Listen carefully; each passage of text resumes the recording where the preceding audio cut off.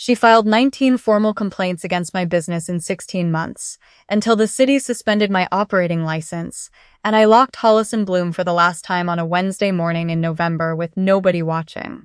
2 years later, her property went to a municipal tax auction, and I was the only bidder who showed up. I remember the morning of the auction more clearly than I expected to. It was a Tuesday in March, the raw kind of cold that Kingston gets in early spring when the temperature hovers just above freezing and the wind off the lake cuts right through whatever you're wearing. The Civic Center parking lot had 3 inches of old gray snow pushed against the curbs. I sat in my car with the engine running for almost 10 minutes before I went in, not because I was nervous about the bid. I knew exactly what I was willing to pay, but because I wanted a moment of stillness before it was over.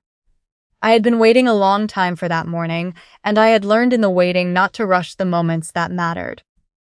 I was holding a manila envelope with my registration number written on the back in ballpoint pen. Inside was a certified check and a completed bid form for a property I knew better than any investor in that room. I knew it because I had spent 16 months watching its owner stand at her fence line and look into my shop windows with her arms folded, like she was making a list. My name is Lara Hollis. This is the story of how I lost the business my father built, and how I got through the years it took me to build something better. My father, Glenn Hollis, opened Hollis & Bloom in 1994 in a small rented greenhouse space on the east end of Kingston. He was 41 years old, had been working at a commercial nursery since he was 19, and had spent 12 years saving a portion of every paycheck before he had enough to try something of his own. He used to say that the saving was the easy part because you could see it growing. The hard part was the day you had to stop saving and actually do the thing. He spent those first years doing weddings, funerals, and walk-in bouquets out of a space barely large enough for a work table and a single display cooler. He moved to Princess Street in 2001 into a narrow storefront with a proper walk-in cooler, a full floral design station, a glass front door he refinished himself, and a back courtyard where he planted dahlias each May because he said they made the space feel like it was actually alive. He painted the shop sign himself, freehand in green paint. He didn't want to pay a sign company and he trusted his own hands with the letters. The sign was still up when I took over. When he died in January of 2017, I was 31, working as a project coordinator for a property management firm downtown, and I inherited a business license, a set of accounts, a storage room full of specialty vases, and 8 people who had worked for my father long enough that some of them knew his recipes for certain arrangements better than I did.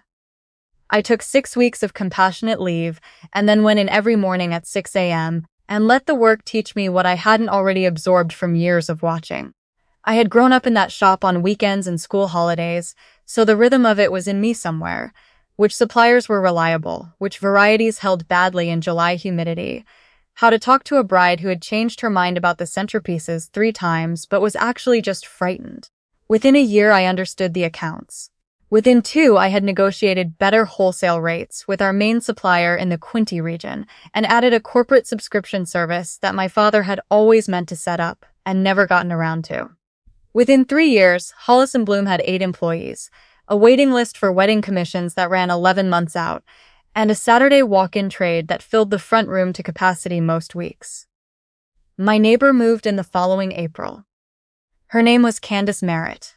She took the semi-detached property attached to the house next door to the shop, a narrow lot separated from our loading area by a low cedar hedge that had been there since before my father signed his first lease. She had the bearing of someone who managed other people for a living, precise and contained, the kind of person who straightens things on counters without thinking about it. She drove a white Audi and parked it with her passenger wheels over the property line, consistently, as if the property line were a suggestion that applied to everyone else. I brought her a wrapped arrangement in her first week, white tulips and green eucalyptus in a craft paper sleeve, tied with twine, because those were the freshest stems we had and I thought they were pretty. My father always said you should bring something when someone new moved onto your street. Candace thanked me at the door. She already knew my name before I gave it. 11 days later, a bylaw officer knocked on my back door to investigate a noise complaint about the walk-in cooler compressor. He was polite and thorough and confirmed within 15 minutes that the unit was operating within municipal sound level guidelines. He filed the report, gave me a copy, and apologized for the inconvenience. I thanked him, put the copy in a manila folder labeled bylaw, and made a note of the date. I made a note of every date after that. Over the next 16 months, Candace filed 19 formal complaints against Hollis and Bloom with various municipal and provincial bodies. 4 noise complaints, 2 of which were filed outside of business hours. A signage complaint alleging my hanging planters blocked sightlines from the sidewalk. An inspector came out, confirmed they didn't, and billed me $140 in administrative fees for the visit regardless. A complaint to the Kingston Public Health Unit alleging improper disposal of floral wastewater, which triggered an unannounced health inspection. I passed entirely, at a cost of $280 and a full afternoon of disrupted operations, while 2 inspectors worked through the shop, from the cooler to the back sink. A bylaw complaint about my delivery van being stationary on the street past permitted continuous parking limits. A complaint about the outdoor planters I kept along the front walk, the same planters my father had placed in the same position for 16 years, allegedly constituting a pedestrian obstruction. I kept filing things in the folder. The folder got thick. The complaint that finally found traction was submitted to the city's planning department. It alleged that the on-site coordination sessions I held for wedding clients, where couples came in for final floral approvals and mock-up reviews, constituted the operation of an unlicensed event facility in a mixed-use commercial zone. The complaint was specific. It cited the correct bylaw sections by number. It referenced 3 dates and estimated attendance counts. It was the kind of complaint that required real research to write, and whoever wrote it understood exactly what they were doing. The planning department opened an investigation. The review should have concluded in 2 months. It stretched to 7 because the assigned case officer went on medical leave, and the file sat in a queue with no one actively managing it. While the investigation remained open, the city issued a notice restricting all on-site client sessions pending resolution. That restriction alone did not close me down. But wedding clients cannot finalize arrangements remotely. They need to stand in the room, hold the stems, see the color against the linen sample they brought in their bag.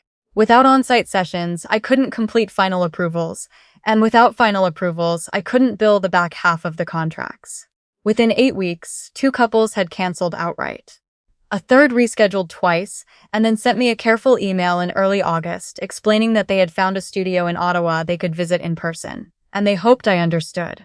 I did understand. That didn't make it any easier. The referral network I had spent 6 years building through every event planner, venue coordinator, and photographer in the region went quiet in a way that had its own particular texture.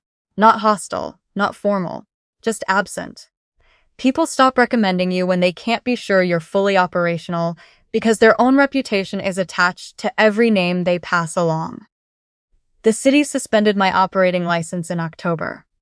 The letter was 3 paragraphs, addressed to the business rather than to me, matter of fact in the way that official letters always are when they're telling you something that will upend your life. I laid off 6 employees on a Thursday afternoon.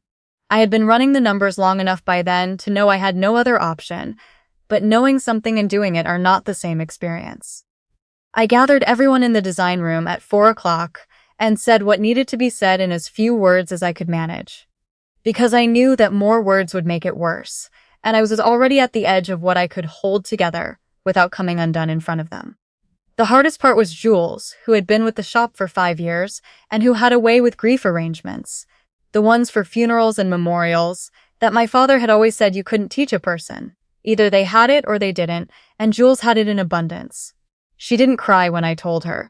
She looked at the walk-in cooler for a long moment, the same cooler whose compressor had been the subject of Candace's first complaint, and then she looked back at me and said, "You'll find a way back to this." She said it like a statement of fact. And I held on to it the way you hold on to the few things you have left when most of the rest has been taken. I did not go to my neighbor. I want to be direct about that, because I think some people will read this and assume it was paralysis or shock, or the inability to face what had happened. It was none of those things. My father had a rule he kept his entire working life: don't give them the reaction, give them the outcome. He meant that the moment you confront someone in conflict directly and publicly, the story changes. Their behavior stops being the subject. Your behavior becomes the subject instead. I had watched him hold that line through difficult suppliers, difficult landlords, and difficult customers for most of my childhood. I was not going to break it now, when it mattered more than it ever had. So I gave notice on the lease. I packed my father's equipment, the cooler shelving units, the design tools, the specialty vase collection he had built up over 22 years, into a climate-controlled storage unit on the south end of the city. And then I went home and started the slower work of figuring out what came next. The first 4 months were hard in the kind of quiet way that doesn't read as dramatic from the outside. I was functional. I got up every morning. I answered emails. I kept the bills paid. But Hollis & Bloom had been the organizing structure of my life for 8 years, and its absence had a weight I felt in small, specific ways. Reaching for tasks that no longer existed, waking up on Saturday mornings, and lying still for a moment before remembering there was no longer a shop to open. I felt it most in the courtyard, when I drove past the old storefront and caught a glimpse of it from the street. The dahlias were long gone by then. Whatever was growing in the courtyard by that point was someone else's concern. I found work in January doing procurement and supplier management for a mid-sized catering operation based in Belleville. It turned out that 8 years of running Hollis & Bloom had made me quietly very good at managing vendor relationships, negotiating costs, and coordinating logistics across multiple timelines. Within 6 months, I was handling most of their primary sourcing. The work was not where I wanted to be, but it was real and it was mine. And there is something to be said for keeping yourself of use when everything else has been taken apart around you. I started thinking about wholesale in March of the second year. Not a storefront, not a walk-in space, not anything with an outdoor sign or a loading area visible from a neighbor's fence. A licensed wholesale operation supplying cut flowers and seasonal arrangements to commercial clients, cafes, hotel lobbies, corporate office buildings, on a subscription model. Something that operated entirely on the supply side of the industry, requiring no public-facing presence, and therefore presenting nothing that a bylaw complaint could reach. I registered the new business as Bloom & Supply Co., filed under a numbered holding company on the advice of Odette, my accountant. Odette had been my father's accountant for the last 7 years of his life, and had stayed on with me when I took over the shop without making a point of it. She expressed most of her opinions through the precision of her spreadsheets, and when she said, during our initial meeting about the new venture, that the corporate structure would provide useful distance between my personal name and any future operational disputes, I understood that she was telling me something important without raising her voice. I started the operation out of a rented garage unit with 2 commercial chest freezers, a second-hand cargo van, and a supplier agreement I had negotiated directly with a grower I had worked with through Hollis & Bloom for years. The first client was a hotel on Ontario Street, whose events manager I had met 3 years earlier at a regional bridal fair. The second was a cafe on Brock, whose owner had been a Hollis & Bloom subscription customer before the license suspension, and who, when I called, said he had been hoping I would resurface. Within 14 months, I had 19 commercial clients across Kingston, Napanee, and Belleville, and was spending my Sunday evenings processing the following week's orders because the weekday schedule didn't leave room for it anymore. The first call I made when I had enough revenue to bring someone back was to Jules. She picked up on the second ring.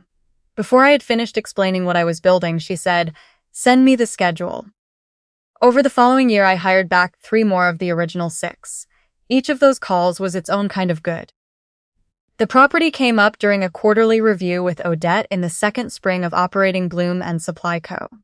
She had been scanning the municipal tax registry as part of longer-term planning to secure our own warehouse space rather than renting month to month. She flagged a residential property near the old Hollis & Bloom location that was 3 years into municipal property tax arrears. She didn't know whose property it was. She mentioned it solely because of its proximity to my former operating area. I asked her to pull the full public record. 3 consecutive tax years unpaid. A defaulted home equity line of credit. A second mortgage registered against the property, approximately 8 months after my license suspension, drawn against an assessed value that left very little margin. A small claims judgment from the previous year, issued in favor of a contractor who alleged he had never been paid for interior renovation work completed on the property. The picture that emerged was of someone who had gotten into financial difficulty steadily, over a period of years, without a clear path out. I did not feel what I expected to feel reading through those records. There was no particular surge of satisfaction. What I felt was closer to the specific quiet that comes when a long pressure finally lifts. The recognition that something I had experienced as permanent damage was actually weather. And the weather had moved on. Some situations that feel like they have reshaped the landscape forever are not structural. They are temporary. If you build your own things carefully and keep your own accounts in order, and don't spend your energy chasing the person who harmed you, the reckoning that comes for them tends to come on its own schedule, in its own form, without requiring anything from you. The tax sale was processed through the municipality under Ontario's Municipal Act, listed publicly for 30 days before the auction date. I registered under Bloom and Supply Co. Holdings, on Odette's recommendation so that no one at the auction table would connect the bid to my name until the transfer was complete. 4 parties had registered. 1 didn't appear on the morning, 1 opened at the minimum reserve and withdrew after the first increment. The third, a property investor from the Peterborough area who told the room he specialized in single-family flips across eastern Ontario, held on until $49,000. I bid $52,000. The municipal clerk confirmed the sale with the same administrative steadiness she would have brought to any other transaction. She handed me a receipt on thermal paper. I folded it into my coat pocket and drove home. I went to see my former neighbor 4 days later. I had considered not going. Legally, I had no obligation to. The certified transfer notice would arrive in her mailbox on its own, impersonal and sufficient, and she would learn what had happened the way people learn most bad news. From a document rather than a person. But I kept thinking about the 6 employees in the design room on that Thursday afternoon, and Jules looking at the cooler, and the 3 paragraphs of the suspension letter. The person who had set all of that in motion deserved to hear the outcome from me directly, face to face, rather than through the mail. She answered the door before I had knocked twice. She had heard me on the front walk. She looked different from what I remembered. The precise composure she had always carried during our interactions at the fence line was still present, but thinner. Worn down in the way that certainty gets worn when circumstances have not cooperated with it for long enough. I assumed you'd come eventually, she said. I thought you should hear it from me, I said. The transfer finalizes in 30 days under provincial statute. You'll receive the certified notice separately, but I wanted to tell you myself. She was quiet for a moment. Then she said something I had not anticipated. I didn't think it would go this far. I believed her. Not completely, and not in a way that changed what had happened. But I believed that the complaints had begun as something smaller. A project she had given herself. Perhaps anchored in some legitimate grievance she had never found a way to name directly, and that they had accumulated their own momentum over 16 months, until the machine was larger than she had intended, and she no longer had a clear way to stop it. I don't offer that as mitigation. The damage was real, and it was hers. But I've thought about it since, and I think it's probably true. I don't know what your original reason was, I said. And I'm not going to ask, because I don't think you'd give me the honest answer, and I don't need it anymore. What I know is that I spent 8 years building that shop after my father left it to me, and 19 complaints later it was gone. And you are why it was gone. She looked past me toward the street. When she looked back, something in her face had shifted. The edge of it had gone soft in the way that happens when the anger underneath a situation finally runs out, and what's left is something quieter. It was always so loud, she said, and then stopped, as if she knew, even while saying it, how small that sentence was against everything it had cost. You have 60 days, I said, not 30. Not because I owe you that, because it's the kind of person I want to be. She didn't respond. I had said what I'd come to say, and I left. I sat in my car at the end of the block for a few minutes before I started the engine, not thinking about her specifically, but thinking about my father in the courtyard on a May afternoon, with his hands in the dirt and a flat of dahlia tubers beside him, naming varieties the way other people name cats, completely certain that the work in front of him was worth doing. The challenge she filed through a lawyer came back to nothing within 3 weeks. Tax sales in Ontario under the Municipal Act are notoriously difficult to unwind once the transfer is registered, and her lawyer told her as much quickly enough that she was out of legal options before spring.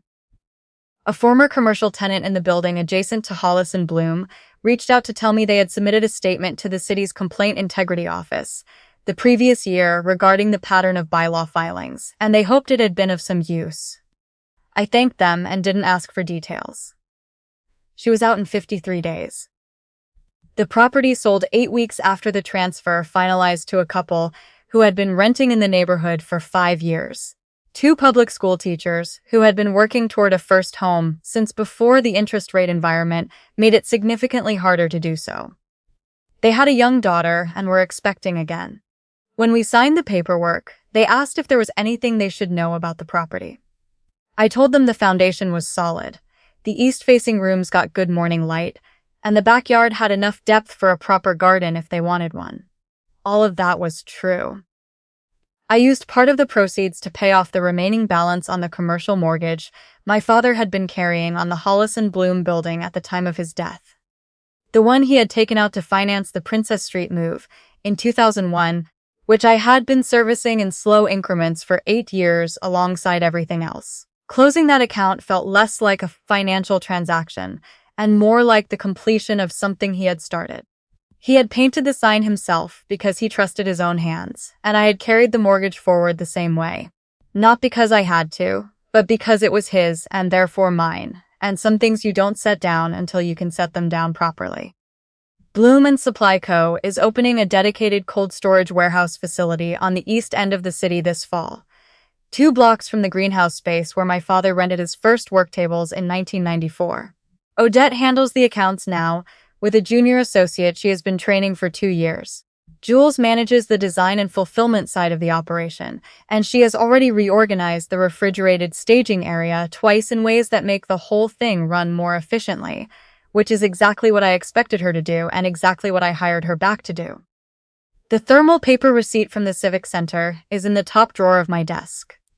Not as a trophy. I want to be clear about that, because I don't think of what happened as something to be proud of in the way people are proud of a fight they won. I keep it as a reminder of what patience actually looks like when you're inside it. Not peaceful, not easy. Just steady and pointed in the right direction and willing to wait for the right moment instead of the satisfying one. My father's photograph is going up on the wall of the new warehouse near the entrance, where it will be the first thing people see when they come through the door. He spent 22 years showing me, mostly by example and rarely by instruction, that the way you hold yourself during a conflict is the thing that determines what you're able to build after it ends. He showed me that composure isn't the same as passivity, and that patience is not the same as acceptance. It is a choice you make, repeatedly, in the direction of the outcome you actually want. Some people will bring the weight of every formal process available to them down on what you've built, one complaint at a time, until the city cooperates and the doors close. What they don't account for is the particular kind of person you become in the years you spend rebuilding quietly, out of their sight, with nothing to prove to anyone but yourself. Those years are not lost time. They are, as it turned out, exactly the preparation I needed.